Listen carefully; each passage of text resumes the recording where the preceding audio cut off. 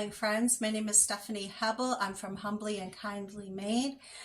You can find me at humblyandkindlymade.com, as well as Humbly and Kindly Made on Etsy and on Facebook. I wanted to share with you a doll that I'm going to be making. It's the second time that I'll be making this sort of a doll. It's called a topsy-turvy doll. And so come along with me. Here's a front view of the book. We Wonderful's 24 Dolls to Sew in Love by Hillary. I decided to follow my daughter's suggestion to make this doll a Anna and Elsa doll instead. So I think that'll be super fun. That idea is really energizing to me. So one head will be in Anna and one will be Elsa, and this will just be, you know, like one of those fan created things. So, but I'm using this magnet wooden doll or press board as just an inspiration for me for the colors and then the face design that I'll be doing. So that I think is super exciting, and I've now picked out the fabrics that I will be using for this topsy-turvy doll. I've decided that for Elsa, I'm going to do the light blue. The light blue will go around her skirt to this panel, and dark blue will be in the center. Dark blue will be in the center of her bodice. Sleeves will be light blue. And for Anna, I'm going to use a combination of these three colors, possibly use some black ribbon to cover up the seams of what I'll be doing for the skirt. And so that's where I'm at now. So I have to cut my fabric. I'm not going to cut it to size because I'm going to cut it larger so that I'm going to use my overcasting stitch on. I think their eyes are really critical to communicate their character. Do what I did for this bear. This is a very much well-loved bear. I love how I did the eyes. They've got a lot of character to them. And how I achieved that is using layers of felt. So I used 1/2 circle, modified circle of felt for the base of the eye. That was one continuous piece, I believe. And then I did the white layer. Then I did the caramel layer. And then I believe I did the brown layer. And then lastly, that is just, I believe it's called satin stitching, and I did that on my machine. And I believe it's called satin stitching, you know, for the whole perimeter of each piece to get that on. This book, called My Felt Doll by Shelley Down, is a wonderful resource that I used to make the face templates of the Anna and Elsa dolls. Here is a face template right here, and I was able to recreate that onto wax paper, or parchment paper, I should say. And by utilizing that, it gave me the confidence to know that the eyes of the doll, the nose, the mouth, everything was in proportion of each other. So I think that this is a great resource to add to a doll maker's arsenal. Yes, see this one. The author of the book calls that a cute schoolgirl. Here's one called Little Princess. So the main idea is using drawing to scale, like how a person's face is. By using that skill, you can correctly place the facial features of your doll. I took my parchment paper and I traced it out on cardstock, and that I then labeled, and that's the white of the eye. And then I traced out each little felt circle. And what I like to do, instead of just pinching really hard with each little piece of felt, is I use my sewing clips, and that way I have the clip do the pinching for me like that. And then when I've clipped all of this side, I don't take this clip off. I just get a new clip and I have it pinched there, and then I trim the other side.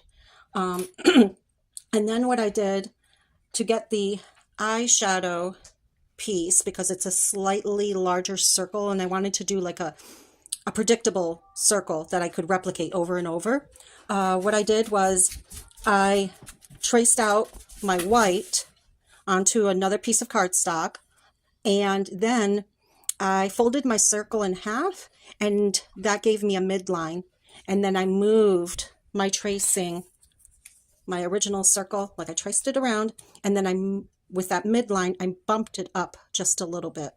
And that gave me an elongated circle. So you can see here how this circle is more high than the first circle. So that's my eyeshadow piece. And so I've traced out my two of each eyeshadow piece. There's the peach ones and the purple ones. And then I've got my 4 whites of the eyes. And what I'm going to do now is I'm going to use top stitching thread with, I think, either a top stitching, I'll find a top stitching needle and feed that into the machine and do the embroidery in purple thread and accent thread for this one too. And then I'll be back. I wanted to show you the results of top stitching when I did the top stitching of the black and how I decide to put on the blue cornea pieces.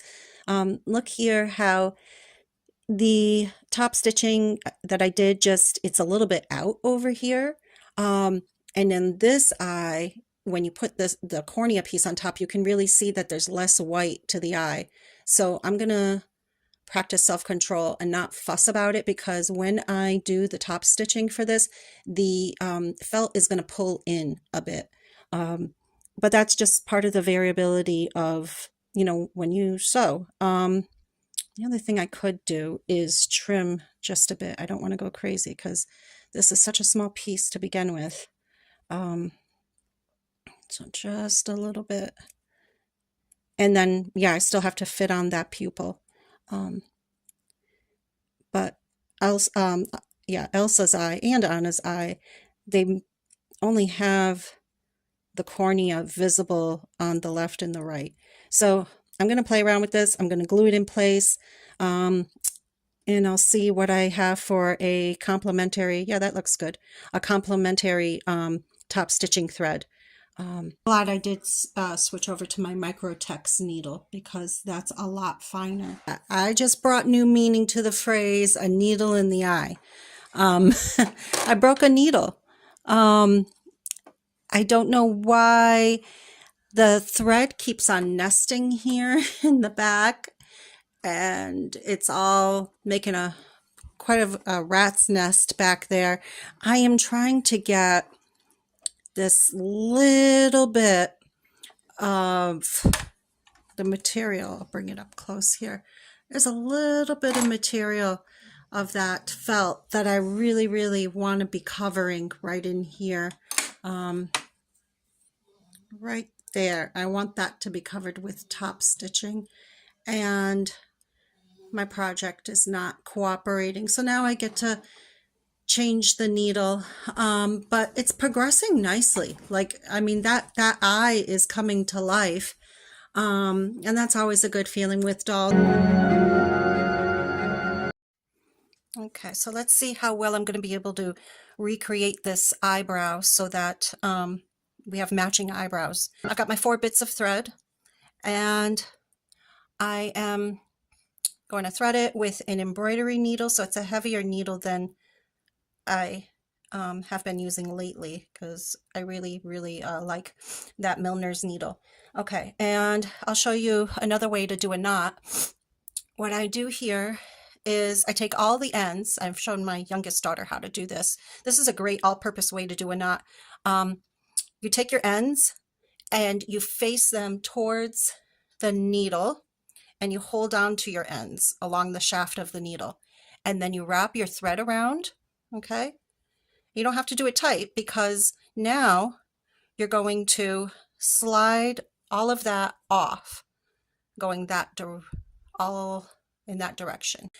What I'm going to do here is following this line that I drew from my template. I really want her eyebrow to go to the edge of the eye, the edge of either side of the eye, but I'm going to do this one right now. So I'm staying at the right height. I'm really studying where my line should be. I would say right about there. Okay, so I've got my needle inserted into there, and now I'm going to go all the way to the outer corner, and I'm going to be sloping down a bit, just like the other one sloped down a bit. So let's see, right about here, I would say. Okay. All right, so now I've got this really weird sort of an eyebrow, but what I'm going to do now is I'm going to insert above to build up that base, that thicker eyebrow, and I'm going to pull this up. We're doing the eyebrow lift now. So I'm pulling up at about the midpoint of the eye, right about there, and I want to do it a little bit higher. There. Okay. So now we've got that bit done. Okay. What I've got now is I've got these, it's like an X effect, okay, which nobody has an X for an eyebrow. So what I'm going to do is I'm going to insert at the beginning and make one straight stitch across like this, and that gets rid of that X, like it covers it up. Okay,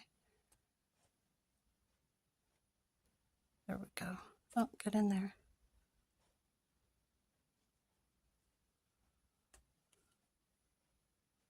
Okay.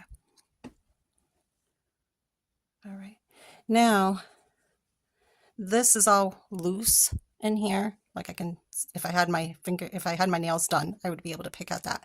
And I don't want that. So what I'm going to do is I'm going to make a tiny stitch right below it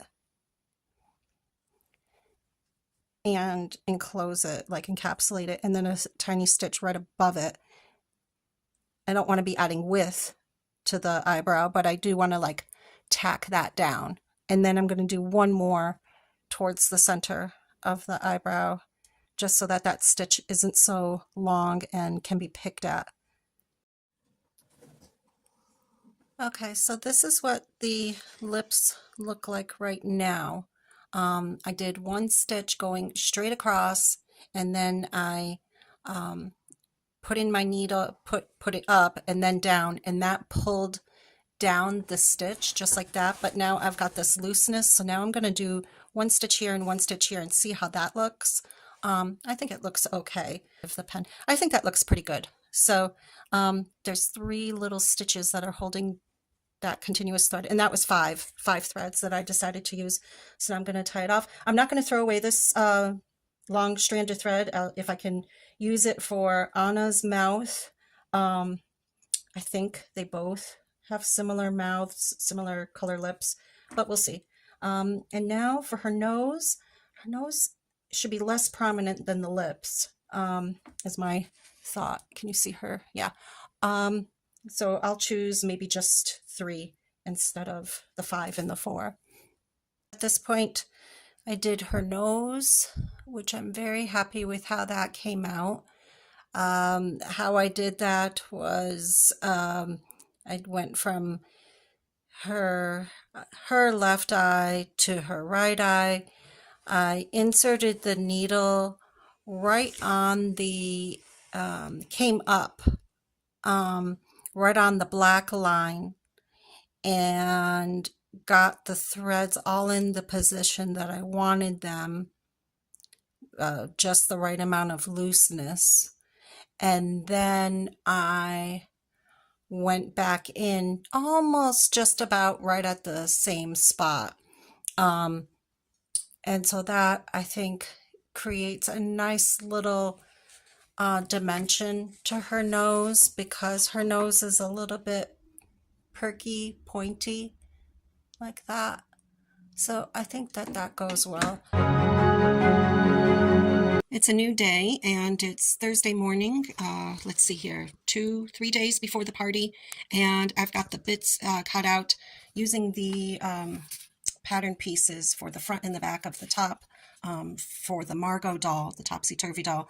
And I've never made sleeves that are a different color than the top.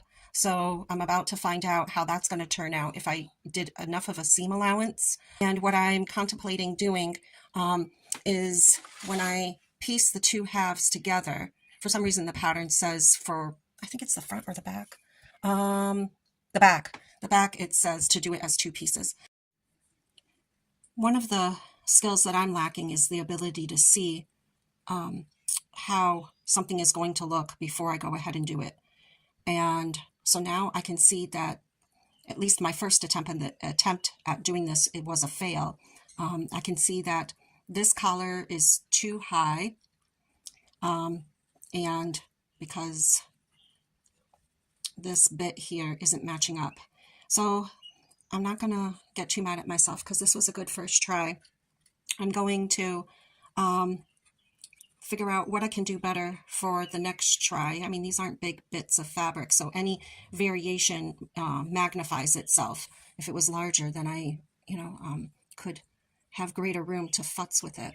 But see, if I pull that down, maybe there's a possibility I could get this to work, but then it's not square anymore. But then again, I am going to be turning under that collar anyways by 1/4 of an inch, so maybe I could get this to work. I'm going to play around with it, but not too much, because I could do something and think it works, and then when I go to put it on the doll, once it's stuffed, find out that it doesn't work at all. So I think that's what I'm going to do, is try to get these sleeves to match up without futzing around with it too much, and attach on a collar, and then move on to Anna's eyes, because I can't continue to procrastinate about that, because I have to stuff the doll so I can proceed with attaching the clothes. What I decided to do is line up the sleeves with each other, doing, I don't know if it's exclusive to quilters, but just lining up my seams, my diagonal dark blue seams. I lined them up, and what I'm going to do is just create a flat garment. So I'm just going to stitch the top of each sleeve and then press it outwards, and that'll give me a flat surface to then attach a collar. I'm just going to do like a thin band of the light blue. Yeah, I'm just going to keep it really simple. The pattern of the Margot doll, it's a scalloped collar, but I don't want a scalloped collar for Elsa. So I'm going to do a thin band of blue across the front, I think, because on her dress over here, there's that thin band of blue. Yeah, so I'm just trying to keep it simple, but also, have the detail there so that it's really, doing justice to the character. I've stitched on the light blue collar. I had tried to create a twist effect because I thought that that would be really nice, but if I have to do this again, I think I'll first create it as binding, so sewing, closing off the edges with stitching, and then twisting it when I go to install it onto the main part of the body. So yeah, you can see where I tried that twisting right here, but that didn't work out. So I still don't know if this is going to fit the doll once it's stuffed, but I still have to construct it. So now what I'm going to do is stitch the bottom of the undersides of the sleeves and the sides closed as best as I can with the way that things are currently lined up. I've now sewn the sides, the sides of the shirt and the underside of the sleeves. I'm going to refrain from clipping my seam allowances and cutting in the curves, just in case I need to rip this apart and make adjustments. I think that'll be easier. So working on Anna, her eyes, the eyes of Anna, let's see here. So there's a close-up view of what her eyes look like. Okay, and what I'm going to improve upon was my technique of applying this felt in layers. What I did with Elsa was I did the whole perimeter each time I added a layer, and I'm not going to do that this time. I'm just going to do the portion that will be visible even once everything is seen, because every time I go around, it'll tack down. So when I put on that white layer, that'll tack down the layer beneath it. So I'm going to use this pinky pearlescent top stitching thread. That'll be the outline to her eyeshadow layer. I'll do that, then I'll apply the white of the eye. I don't think I'm going to use black to outline that.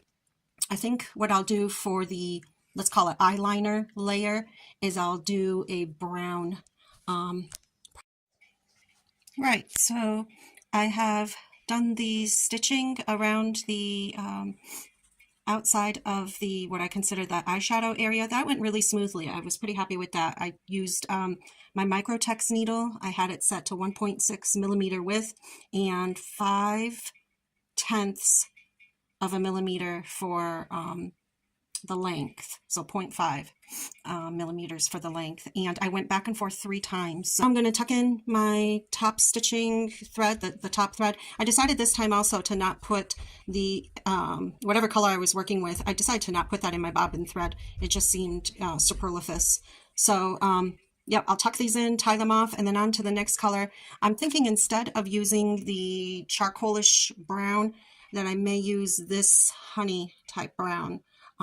Because on his face, it's got warmth to it, and I want to bring that out. I just finished attaching the whites of the eyes, and as I was doing that, this was the last one I just did, and I noticed as I was going around that this white piece of felt shifted upwards at some point, and I have to make the decision, do I leave it as is with the eyelid, you know, having less of a width to it? I think I'm going to leave it as is. Yeah, because I don't want to damage the fabric trying to tear out all those stitches. And I do think Elsa is going to end up being the focal point of the doll. I don't know why everybody gravitates to Elsa, but I just glued on the green pieces of felt for Anna's eyes. I shaped them a little bit, trimmed them down from that cornea, is what I'm calling it, but now I'm thinking it's an iris. But anyways, that piece, I trimmed it a little bit to show the white of the eyes better. I just finished doing the top stitching to Anna's eyes. I think it came out pretty okay. Trying to not focus on any imperfections like that eyelid here. Just trying to continue moving forward.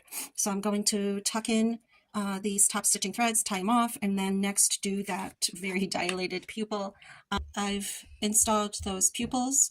They're not perfect, but I'm just going to keep on going. I think with each detail, as imperfect as it is, the additional details, you know, take away the focus of any imperfections. So it's the overall picture that a person looks at with a doll, and not just these, you know, itty bitty imperfections. Each imperfection makes it unique. So that's what I'm telling myself. I'm going to top stitch in those white bits. I'm pretty happy with how Anna's eyes turned out. I know they're not perfect, but I think they're okay. So this eye I actually like better because of the wonkiness that's in there. But I'm pretty happy with how the eyebrows for Anna came out. I kind of wish I had chosen this rusty reddish color for her eyeliner color, but I think it's okay. So yeah, that came out pretty good. And now I'll do her nose and her mouth. I have to decide if I'm going to do them the same color as Elsa, which I think I just might, and get that done. And then after I get those 2 bits done, then I will stitch back up the doll and then stuff it. So that'll be a good milestone for today, is having done the face and then stuffing the doll. All right, I think I ended this day pretty well. I stuffed the doll, and that took so long. So I stuffed it, the heads, I stuffed them so that they're firm, but that the middle of the doll is soft. I didn't want the whole doll to be really firm, because then it could bust its seams. So leaving the center less firm will allow for the stuffing in the head either head to shift down towards the center of it. I did sew at 7/8 of an inch across the wrists, I guess you could say. That way, that'll maintain stuffing in the hands and it won't be flat hands. For now, I did pin Elsa's shirt on and it did fit. I did need to use my forceps to pull her hands through the sleeves. Tomorrow, what I'm going to do is I'm going to fold her shirt collar down just like this a bit so we can see her neck more. And I'm going to top stitch that into place so that it doesn't have that fold, like it can't be pulled back up. So I'm going to do that. And I think that that complements, excuse me there. Okay. Yeah, I think that that accentuates that neckline. With this doll, there is no shoulders, as you can see with Anna. There really isn't much shoulder space there. So I really couldn't have done a off the shoulder top so much. So I think it's going to be good that I just sew that down. I don't know what kind of stitch I'll use, if I'll just use a running stitch along the top, or I could do a ladder stitch in here. But I'll do that in the morning. And I'm not worried about the collar ending just on the seams because her hair will go on. And my 10-year-old daughter is insisting that I use this color for her hair and not blonde. Morning, sewing friends. Today's Friday, June 7th, and I'm plugging away at this topsy-turvy doll. That's Elsa's face there. Here's Anna's face. And this morning, what I've done so far, I've been working on the doll for about an hour and a half this morning. I think, oh yes, the first task I did was I took the top of the dress off, or you could call it a shirt. I took that off and I trimmed my seam allowances so that I could get the shirt on better. And then when I put the shirt back on, what I did was I tucked in the cuffs using the, what do I call these? The locking forceps. That was helpful to just tuck in those little cuffs. So I had clean edges. And I used my Milner's needle, which, oh, I love using these. It was very, very helpful because because it's so thin, it's able to curve. So they start off straight, but as I use them more and more, because they're such thin metal, it's able to curve, and then I'm able to, get in there and make my tiny stitches. So that's what I did. And so far I've been having luck today with threading them, because that's always the trouble with using the Milner's needles. And then I top stitched by hand down this collar, and I did some whip stitches to close off that raw edge there. And I top stitched across, alternating between a running stitch and a back stitch, just trying to get all that nice and clean tucked in.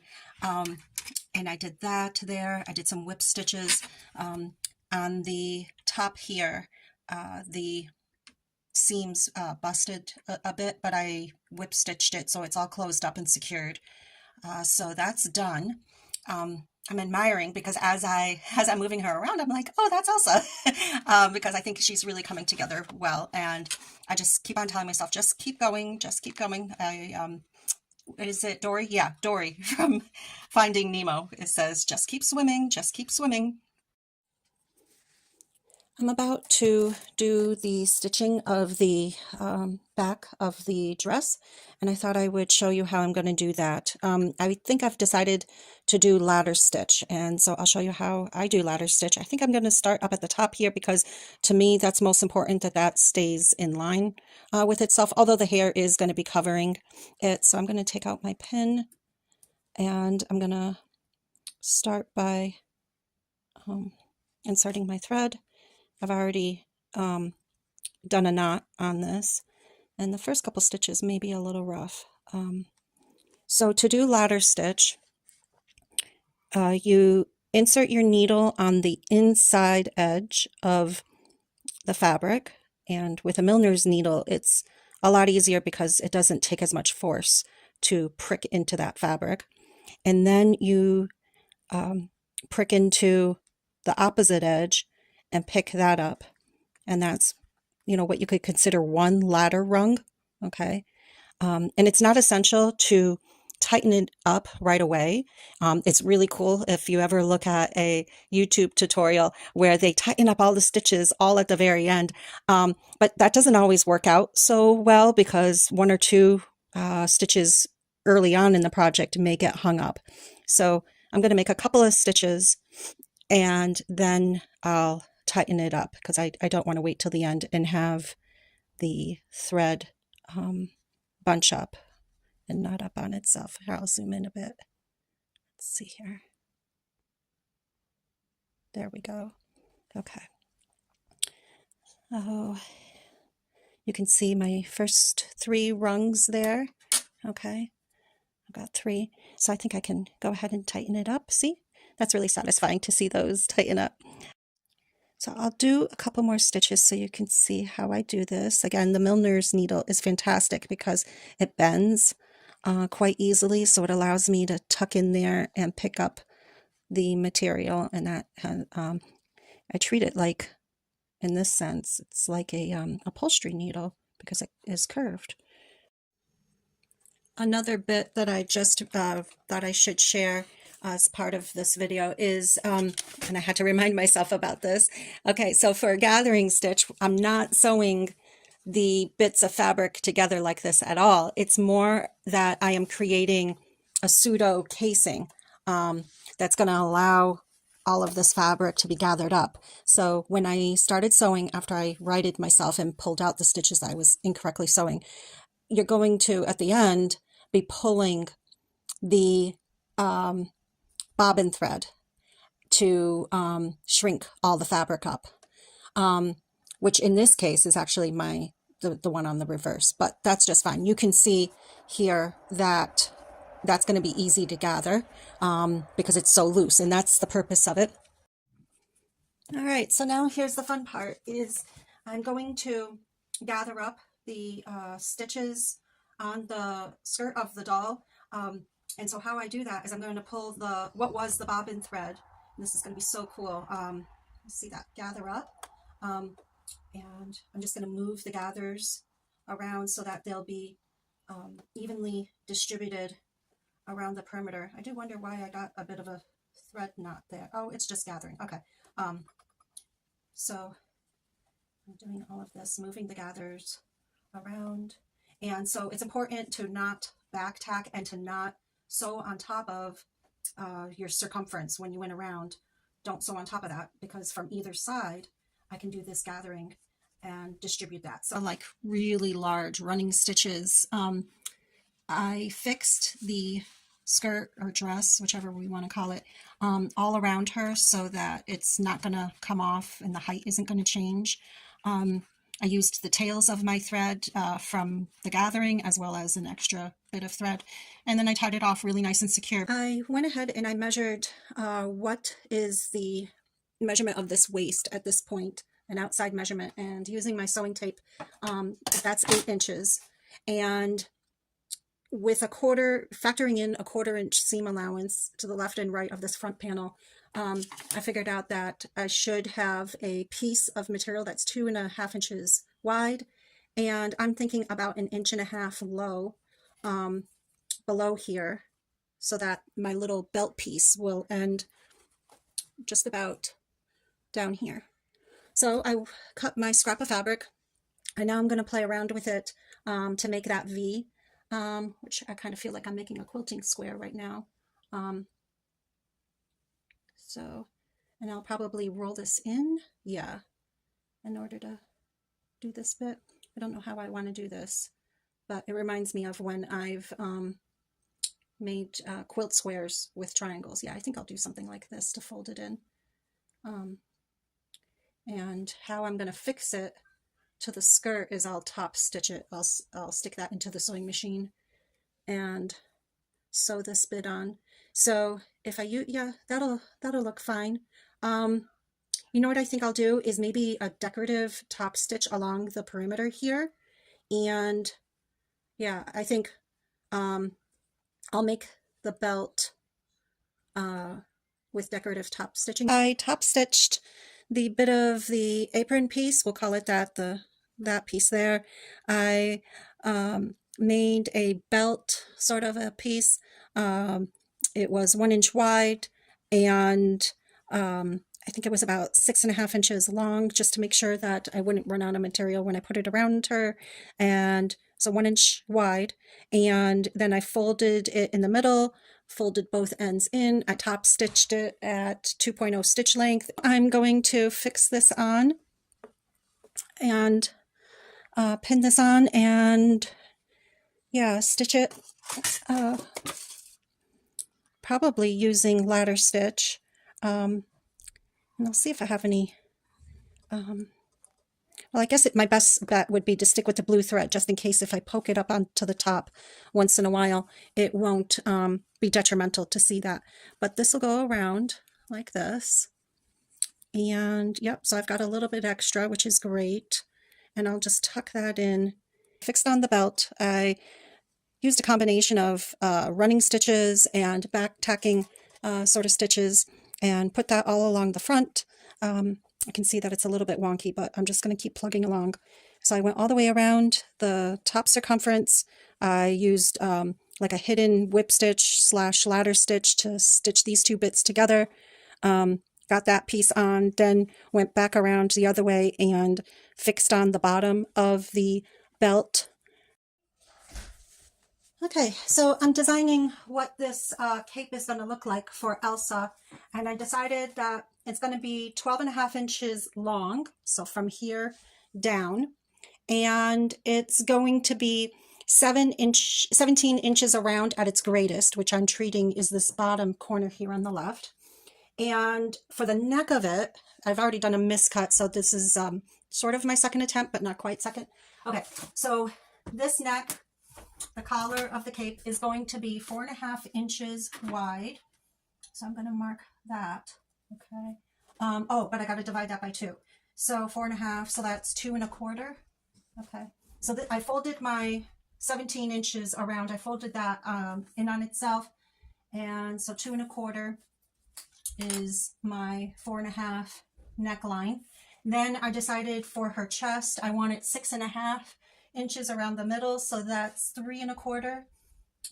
So from here, oh, and 2 inches, I want a 2-inch space there. This reminds me of when I designed that gusset for a friend. She needed larger armholes, so I used rise over run using math. Who would have known that I would have been using my geometry for sewing? Okay, so I said 3 1/4. 3 1/4 is half of 6.5. Okay, so that there gives me my slope of how I want to cut this material for this cape. And then I'm going to connect the dots, so to speak, down to that bottom edge. Let's see here. I don't want to get all wonky. Okay. All right. So that's going to be my cape. I'm going to cut along that line there.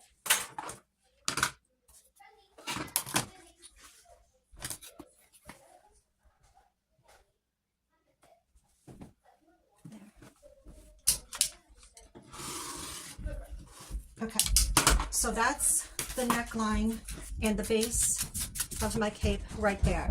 And now I'm going to hem it in. This is how it looks with those measurements that I mentioned earlier. I did a rolled seam on the 3 sides of this. This seam is going to get sewn to Anna's dress, so that's why it's still a raw seam and not finished. And so this is all done. I'm going to procrastinate longer on sewing that down because I really have to start on Anna.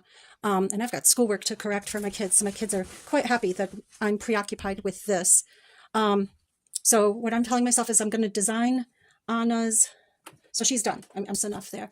Okay, so Anna, I need to figure out measurements for each of her panels. I'm going to sew it, you could call it stripes or panels. Because they are all going to be the same width, we can call them stripes. And then it's all going to be gathered. And then I think I'm going to be facing with her the same issue or, situation of making that V. So yep, I'm going to start on this right now. designing that. What I did was I made this, you can call it a skirt, it's just about a skirt at this point. There's 6 panels or stripes of each of these, so 6 of the light green, 6 of the dark green, they're all equal length. I stitched them all together.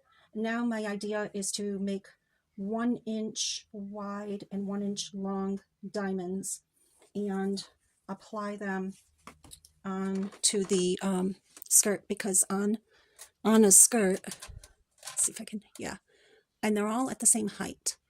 So I'm gonna see how that works out, and I'll grab the pink material, okay, right here, and there's a nice shine to it. It's hard for me to believe that it may actually be quilting cotton, but it was in a fat quarter bundle. Marcus Fabrics, something diamonds. What I've done is I created my own little paper template here. This is 1 inch across and 1.75 or 1 3/4 inches high. So that's my diamond template. And then the next thing I did was I traced that out onto this piece of cardstock, and I drew, after tracing it out, I don't know if you can still faintly see, I can still see it, the pencil line. So I traced it, and then using my seam gauge, I drew a 1/4 inch line all the way around. That's my seam allowance. So I'm going to do is I'm going to put 3 of these diamonds on each panel, and I've got 6 panels, so that would be 18. So that's not bad. Making 18 of this is my cutting template, how big the material needs to be when I go to cut it out. And then when I fold the material over onto my, let's call this my English paper piecing piece, I'm going to fold it over itself onto here. Right, so I've cut out my 18 bits of paper here. Those are my, let's call them folding around templates, English paper piecing templates. And I've cut out my first bit of fabric just as a test, because I've got more of this blue fabric than the pink. So I cut it out using that cutting template. And now what I'm going to do is using this, it's a fabric, what is called a fabric glue pen. Okay, I take one of these little diamonds, just one of them, and I'm going to carefully apply the glue along here and then fold it in, okay? And I'm going to do it on the next edge. So folding this in and along here, okay? I'm trying to do it crisply because the subsequent steps rely upon this being done very nicely. So like this, all right, nice and crisp here. Okay, I really want to wedge that down. I think this is going to be the favorite step of this whole dressmaking, doll making process, is going to be what I'm going to be doing now, of taking these 18 bits of fabric and English paper piecing each one of them, you know, using the little pen and not having to sit in front of the sewing machine. I can go outside and, you know, glue down each little bit of fabric. I've folded over each of these pieces of fabric. I used the glue pen here and folded them each over. Then I ironed them, so now they're pressed. And I also pressed this skirt fabric, and I'm not sure if you can see from your angle, but I'll lift this up. I drew in 3 lines here and up there, and those are the lines that I will use to affix each of these diamonds. So I will use those lines like that, okay? And I will use top stitching thread. I decided I'll use this type of thread here to top stitch each one of these diamonds on. Now, what I need to do now, I'll use a seam ripper just to gently maneuver the paper out, and I just want to pop out the paper. I don't necessarily need to unfold the fabric. It would be fantastic if the fabric stays glued to each other at the points. If it doesn't, that's okay, but I just want to pop out the paper. Let's see if I can do that without unhinging all of the crisp edges. Now, there are some papers that are dissolvable, but this is not one of those types. This was just cardstock. That was my dog Well, one of them just sighed in the background. There we go. I popped it out.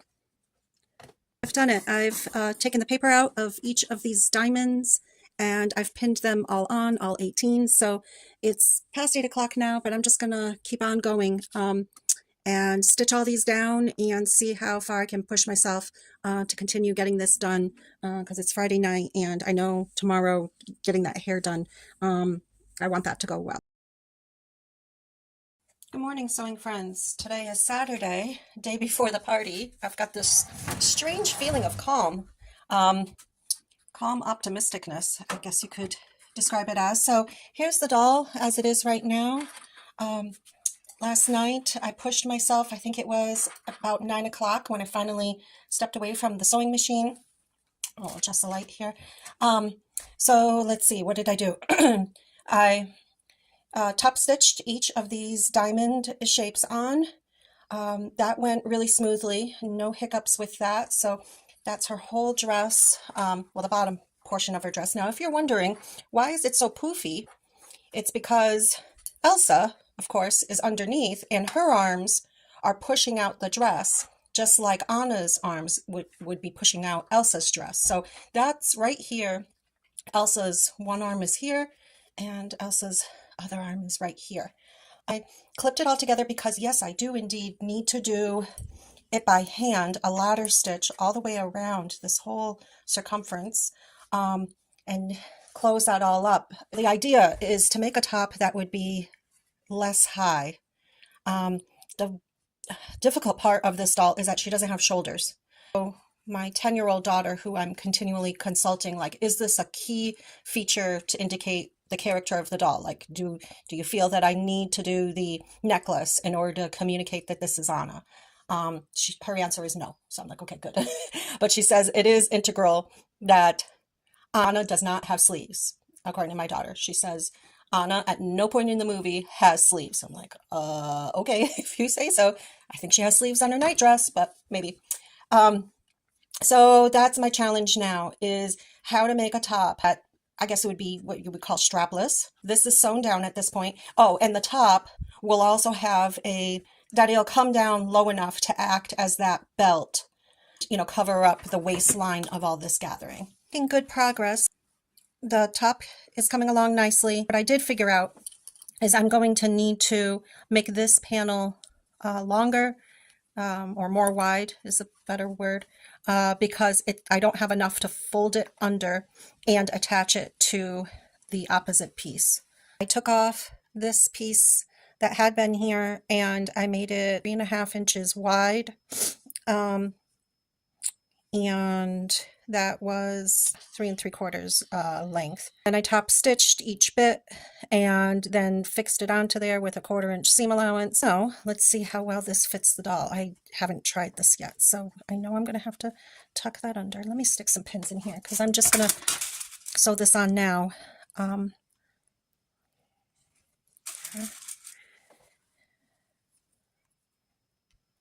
There. Okay. And I'm just going to tuck it under without worrying too much. And I am going to stitch this down here. So let me get that all straightened. And I did stitch the skirt to her belly so that can't be shifted around. I didn't even second guess, you know, the way it was on the front. But I think it turned out well, having these 2 stripes down the center. I didn't plan that. So that's in place. And let's see, I want to be sure to cover the waistband of the skirt. Okay, so let's see here now. There we go. Okay, so that looks like it's going to work. So I think that looks pretty good. So that's what I'm going to do now, is top stitch that all down.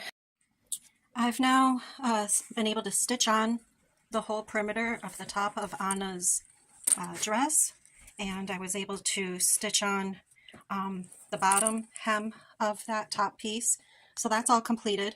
I was going to then stitch this together using the milliner's needle, but then as I was doing a knot, the thread broke, and I just took it as a sign that, like, hey, stop procrastinating on the hair. So I was like, okay. So I did a little bit of research on hairstyles for Anna. What in the world is the color of her hair? And I decided that I'm going to go with this color. Online they described it as strawberry blonde. I'm going to make a piece with bangs for her. They're going to swipe to her right, and then they show in the picture that she's got a braid across the top of her head, and then her hair is pulled back and there's a bun at the back of her head. And so I'm going to do it piece by piece. She looks kind of funny right now, but what I just did was I folded just a bit of the edge under because I don't want a crisp edge of felt. And I outlined where I'm going to cut. I'm going to use a friction pen to make a cutting line. This most forward pin, she looks like a person wearing a headscarf right now, but this most forward pin is where her bangs are going to part, because the photograph online that is in my inspiration, her bangs part right here. And then what I'm going to do is I'm going to top stitch by hand using embroidery thread. I'm purposefully going to leave out this bit of skin because her ears show in this hairstyle. So I'm just going to leave it to the imagination that those are her ears poking out. So this is where I'm at right now. I'm happy with this start here. Done these stitches that you see here, these horizontal stitches. I did them over on her right side of her face, and I did them first with 3 bits of thread, one of like a reddish, oh here it is right here.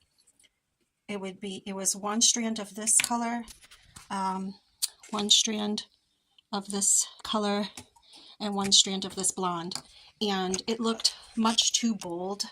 I didn't like the way it looked, so I took that out. And then I had a second attempt just putting those on, and I'm not sure if I like it. And then I used ladder stitch to fix the bangs down on the bottom perimeter. And now I'm contemplating my idea of it's coming up on 1 o'clock Saturday, and the party's tomorrow at 2. I really just need to stop second guessing myself and just do it. Oh, and that reminds me, I need to, before making those braids, I need to do, her head looks funny now. I need to, I feel like, do the next direction of hair before putting the braids on, because the braids are on top of the bangs and on top of the hair that is pulled back for the bun. So I have to do that bit of hair, is the going backwards hair. So that's what I need to do now, and then the braids, and then the bun. What I did, I quite impulsively pinned on the felt and pinned it all around, and then in one swoop chopped off the other bit of felt. So this is what I've got to work with to affix to the back of her head. And then once I've fixed that all on, then I will be dealing with what is it, the bun, making the bun and making that braid. So I'm just gonna keep on going now. Okay, so I've stitched down the bit of felt that I'm treating as the beginning of her bun. That's all stitched in place and secure, so that's not moving anywhere. That hairline of this is all stitched down. That's stitched down. This bit of felt is all stitched. So that's all in place. For now, I've left in those accent top stitches. I don't know if I'm going to keep them there or not. And then I cut out felt. I don't quite know how long it was. I think it was about, I'm looking at my cutting mat over here. Here you can see, there's my cutting mat. And it looks like it was about 14.5 inches long. And I cut each strip, I cut 3 strips, 1.5 inches. And when I braided them, I tried to take each width of felt and fold it. I certainly could have done it with maybe 1.25 or 1 inch strips instead of 1.5. So I pinned the beginning. I left, I'm familiar with braiding for bread, and so I used the technique that I do for that, like for making challah or an Easter bread. And I pinned it in the middle here and braided this way, and then I braided in the opposite way, which it doesn't look very, very pretty, but I think it's coming up on 3 o'clock, and I am exhausted because it is really dark and dreary out today. really rainy, and I'm just really tired. So I've been working on this stall for a week, so I really need to wrap it up. I'm going to use this thread and stitch this braid stable and then just fix it onto the head. I've stitched down all of Anna's braid. I intermittently also stitched down like the top part of the braid, which I don't know if I like it or not because it really smushed the braid. I didn't want it to be able to be picked apart or have little toys stuffed into it. Just thinking as a boy mom, just things getting stuffed into places that they don't belong. So that's all finished. Yeah, I'm pretty happy with that.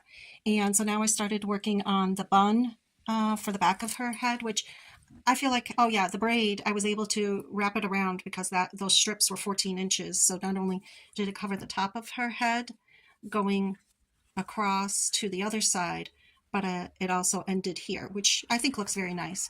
And I could just leave it like that.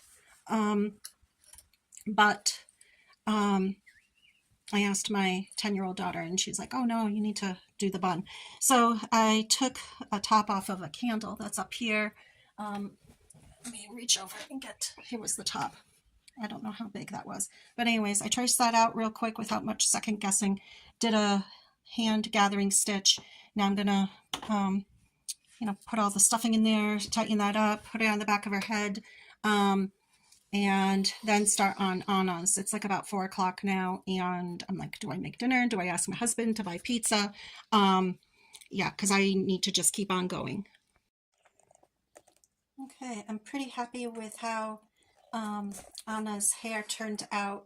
I could play around with it some more, but I've really got to get started on Elsa, so I'll show you how it turned out. Her braids, if I would do it again, I think I wouldn't stitch them down if I was to do it again, because I don't like how they got smushed. And when I got over to this portion over here, I decided to not stitch them down so much so that the detail of them stayed, I guess. So that's that. I'm pretty happy with the bangs. That's Ranger again, sighing. And I'm happy with how the bun came out. So if I have time for final details, I'll stitch on a white streak of hair there. And I think they have a white streak over here in her braid. And then my 10-year-old daughter said, oh, Mom, you do have to do a necklace. And I was like, oh my gosh, like, we're coming up on 4 o'clock and I haven't stitched together the dress yet. And I'm not sure about this cape because it keeps on popping out. Yeah, now I've got to conquer doing Elsa's head of hair. So I'm glad that I did do Anna's head first, her hair first, because now I know what I do want to do or don't want to do about the braid. I'm not stuffing the braid, I think, for Elsa, but I don't want to be stitching it down like I did here because it smushed it too much. Okay, so I've got to probably go make dinner, but I'm pretty happy with that. I've got Elsa now, trying not to see her as a towel head. There are moments when I see her like, oh, she's totally the character, and then other times I look at her and I think, oh, she's a towel head. So this is how I've got it all pinned on. I'm trying to bring out a look of her hair being tousled, and it's got waves in it. So I'm trying to create that with pleats in the felt, and I think I may put in stuffing underneath here. So I think what I'll do is secure all the back material, and as I'm securing the neckline on either side, I think I'll stuff, and that way I can create volume up here because Elsa's hair is supposed to have a lot of volume, and that way I think it'll less look like she's a towel head. And so, oh, and I did tack down this belt apron piece, and my stitches are not the best. They're more of a basting stitch than a nice finishing stitch, but I have to keep on moving forward. So, and I'm concurrently also cooking dinner. Good morning, sewing friends. It is Sunday morning, and this is where Elsa is at now. What I did was in an attempt to add more depth and dimension to her hair, I well, first of all, I cut off the length of her braid. I made it much too long. It was down to her feet. And so I cut off a length of that. And then with the strips from that, I cut them at an angle. And that was Ranger again sighing. I took 2 strips and made that, I think it's called a forelock. And so it goes across the back here to add depth to her hair and make her less look like a towel head. So I think that looks pretty good.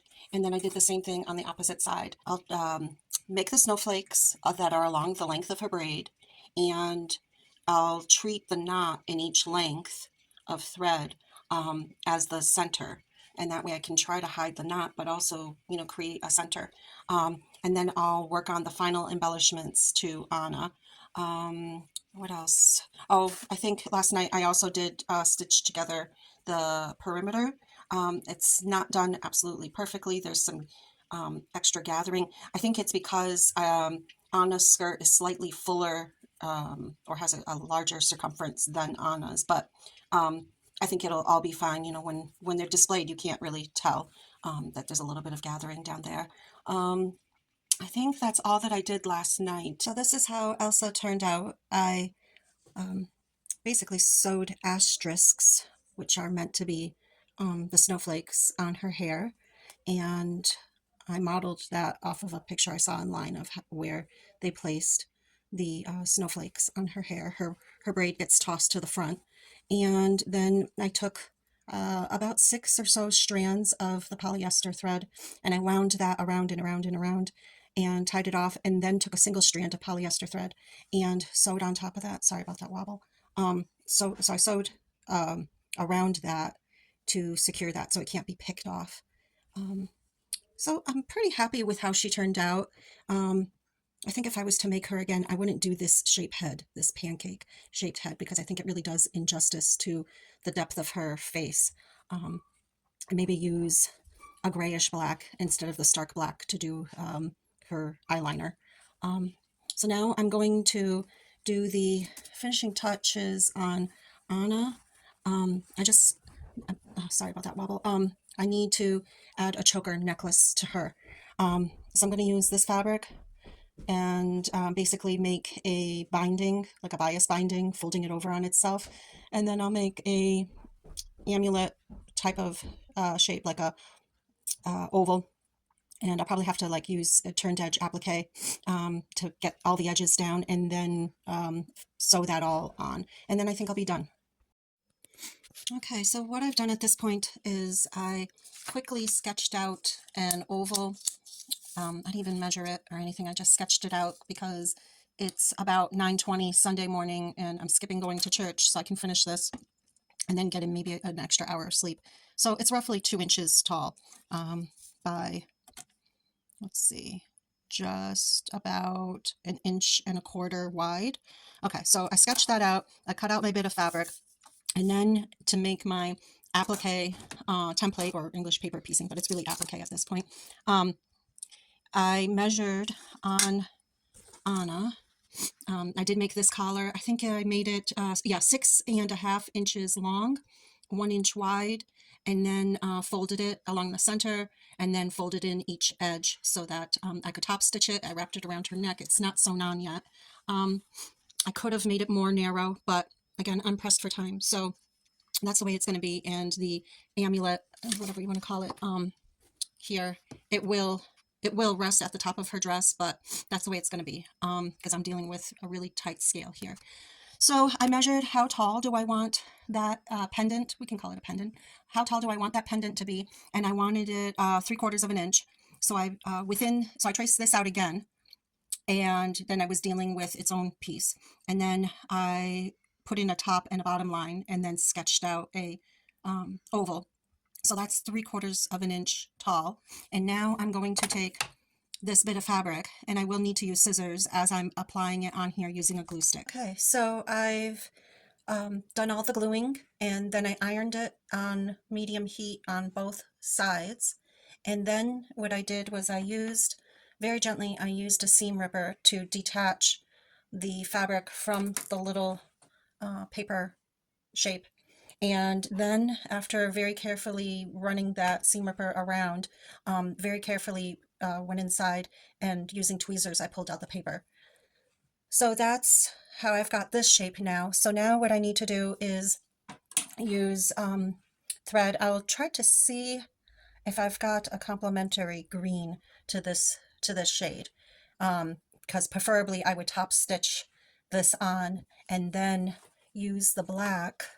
Oh, that's Elsa's braid there poking out. So preferably I would use a nice complementary green to put on her little pendant there, and then top stitch with the black polyester thread because it's shiny, and get all that fixed on. And I think then I'll go take a nap before the party, because this has been really, it's been fun, but it's been mentally exhausting. Just this level of creativity and knowing that I had a deadline. Yeah, it's been exhausting.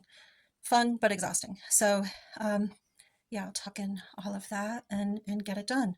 The doll is finished. I'm pretty happy with it, except for the things I've mentioned before. I'm just so critical of the work that I do. If I was to make her again, I would change the color of her eyeliner. That's Anna. Her pendant, I did some decorative top stitching by hand to add that bit of detail. Let me see if I can get you closer here. There we go. It's like a fleur de lis little pattern there. I don't mind if you chuckle at my poor French, but that is mimicking this design here. Is that okay? So that one tall sprig and then the two beside is what I was mimicking this after. Okay, so I did that hand embroidery, and then I used ladder stitch to fix that pendant on, so that my stitches wouldn't be seen. So they're all ladder stitches that fix that on. So I'm pretty happy. Oh, and as I was stitching on the choker piece of her necklace, the band, I decided to fold it in half, and then each of the stitches that I used, I ran them on top of that top stitching that I had done with the machine.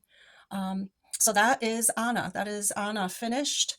Her hair, I'm pretty happy with how her hair turned out. I just would not do those top stitches, you know, fixing that braid closed. I should have left that open. So my daughter actually said that she likes Anna's hair better than Elsa's. So I'll show you Elsa next. So flipping into Elsa, okay, with her cape. Okay, so this is the final result of the doll. She's got her double forelock over here, another one over here. I did embroidery stitching along her braid. That's on either side of the braid. And that's it. So another topsy-turvy doll done.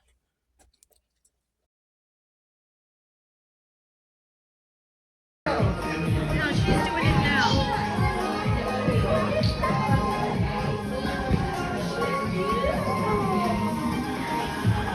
What is it?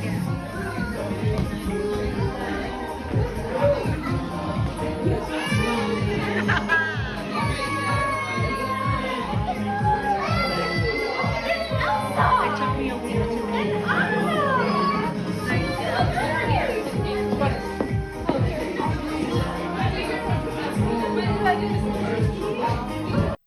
Thank you for having joined me on this sewing project. If you haven't already liked and subscribed, please do so. It would really help me out. Thank you. See you next time.